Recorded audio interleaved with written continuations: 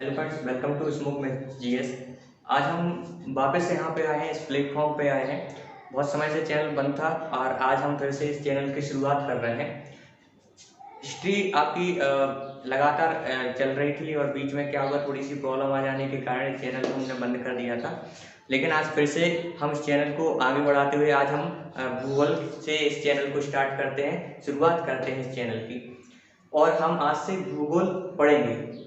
उम्मीद है आपको भूगोल पढ़ने में मजा आएगा। आप बस आज से, क्योंकि आज छोटा सा परिचय है भूगोल का, ब्रह्मांड का परिचय है, विश्व भूगोल, और उसके बाद हम भारत का भूगोल यहाँ पे पढ़ेंगे। मैप के द्वारा छोटी छोटी वस्तुओं को, चीज़ों को जानने का प्रयास करेंगे और इस तरीके से हम बहुत आसानी से आपको इस तरीके से समझाएंगे कि आपको फैक्ट को रटने की जगह पर समझने पर ध्यान जाएगा। आप इतनी आसानी से उस चीज़ को समझ पाओगे कि आपको रटने वाला जो रट्टू टोटा वाला जो सिस्टम होता है, आप उसको अपने जीवन से निकालोगे।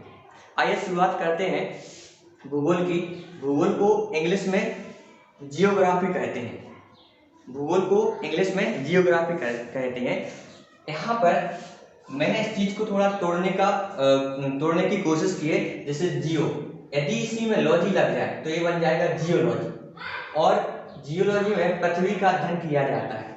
जियोलॉजी में पृथ्वी का अध्ययन किया जाता है। हमारी पृथ्वी गोल है ना। और आपने पढ़ा होगा कि ध्रुवों पे चपटी है, वो एक अलग मैटर है। उसके बारे में भी हम पूरा नॉलेज जितना भी होगा मैं आपको सब कुछ बताऊंगा।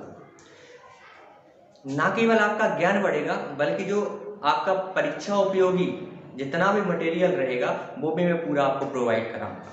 तो जियोलॉजी में आपका पृथ्वी का अध्ययन किया जाता है। जियोमेट्री आपने पढ़ी होगी जब आप स्कूल में थे। तो जियोमेट्री में क्या करते थे, क्योंकि यह जियोमेट्री है तो आप समझ गए, यह एक गणित की शाखा है जिसमें हम क्या करते थे, मापन करते थे। तो यहाँ पे लग क्या गया जियो, तो जियोमेट्री में क्या किया जाता है, पृथ्वी का मापन किया जाता है। इसके बाद जियोसाइट्स, पृथ्वी के आकार के अनुरूप जो भी रहता है इसके अंतर्गत हम उसका अध्ययन करते हैं। भूगोल का प्राथमिक रूप से जो वर्णन किया गया है उसका श्रेय यूनान के निवासियों को जाता है। इन्होंने इसका नामकरण किया और इसके बारे में बहुत सारी जानकारी। तो शुरुआती जानकारी हमें यूनान के निवासियों द्वारा मिला है। भूगोल का जनक लेकिन हिकेटियस को कहा जाता है। भूगोल का जनक हिकेटियस को कहा जाता है। इन्होंने अपनी पुस्तक पृथ्वी के वर्णन, इनकी पुस्तक का नाम क्या है, पृथ्वी का वर्णन। एक और इनका नाम है, एक सेकंड, जस्ट पीरियोड्स। क्या नाम है, जस्ट पीरियोड्स, जिसको हम पृथ्वी का वर्णन करते हैं। इस पुस्तक में इन्होंने एक क्रम से, पूरे क्रम से इस भूगोल का उसमें एक एक चीज का वर्णन किया है।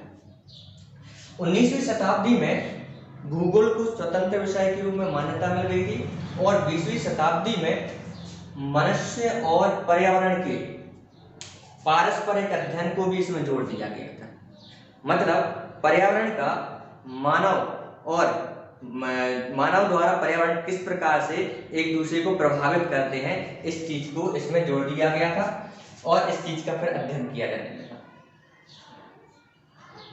भूगोल की दो विचारधाराएं, एक है निश्चयवाद और एक है संभववाद। भूगोल की दो विचारधाराएं हैं, एक निश्चयवाद और एक संभववाद। निश्चयवाद में क्या होता है, इस सिद्धांत में यह कहा गया है कि मनुष्य चाहे तो अपनी इच्छानुसार प्रकृति में परिवर्तन कर सकता है।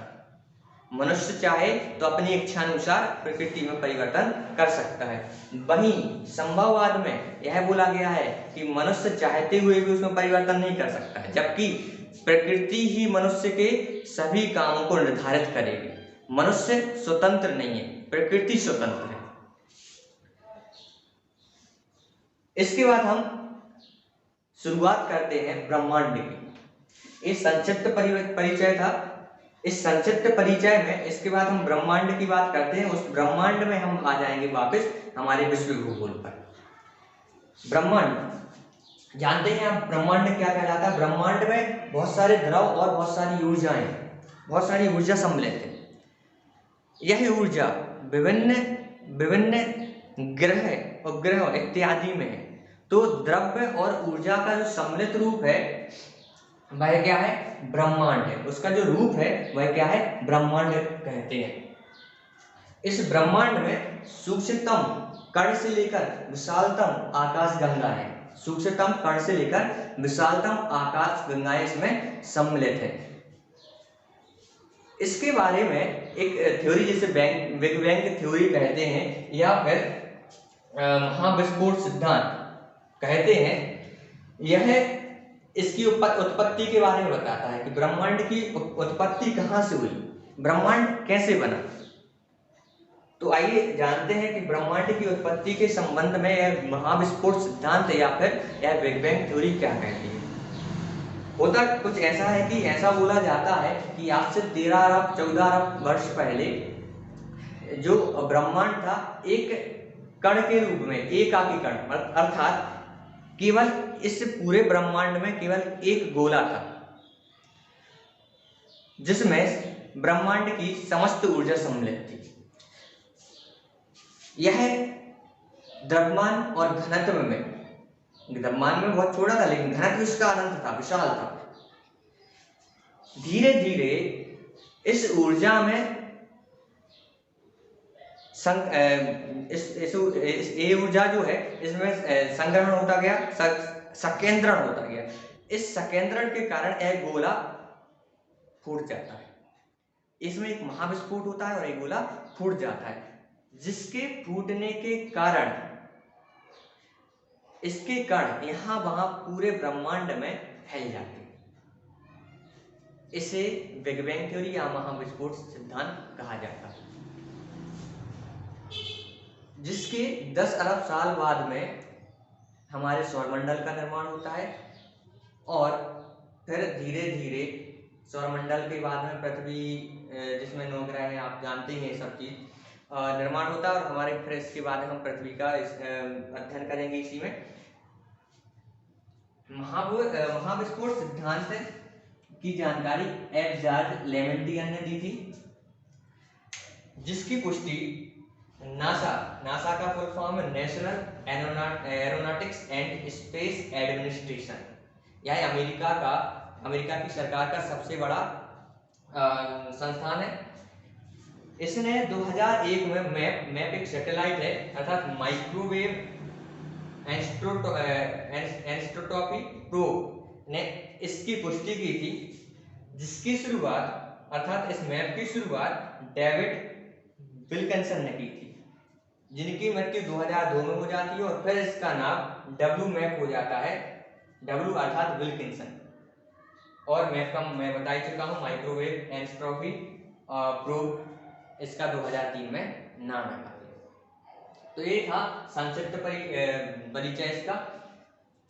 हमारे ब्रह्मांड का व्यास 10 के ऊपर 8 प्रकाश वर्ष है। एक प्रकाश वर्ष जो होता है 9.46 10⁻15 मीटर्स के बराबर होता है, मतलब इतने लेंथ के बराबर एक प्रकाश वर्ष होता है। तो ये इसका जो ब्रह्मांड का व्यास है उसको 10 के ऊपर 8 प्रकाश वर्ष माना गया है।